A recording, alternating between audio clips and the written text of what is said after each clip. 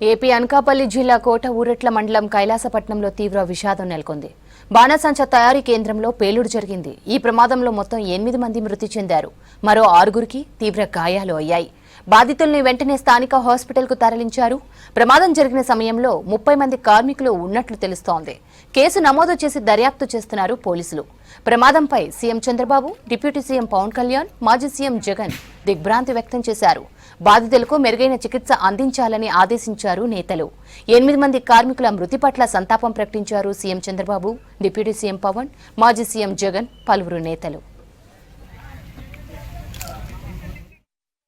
అక్కడ అయ్యింది మాకు దగ్గర, మేము పని లేదు, ఇవాళ పని చేస్తలేదు. మెసవాళ్ళు కొట్ట చాలా మంది ఉన్నారు. మేము ఇంటికాడ ఉన్నాం బాబు, రూమ్ దగ్గర ఉండిపోయాం. రూమ్ దగ్గర ఉండి ఇవాళ ఇంటికి వెళ్దాం అనుకుని ఊరికి వెళ్దామని రెడీ అవుతున్నాం. ఊరికి వెళ్దామని రెడీ అయ్యి డబ్బులు కానీ వెళ్ళాడు మా ఆయన. డబ్బులు ఇచ్చేస్తే వెళ్ళిపోదాం అనుకున్నాము.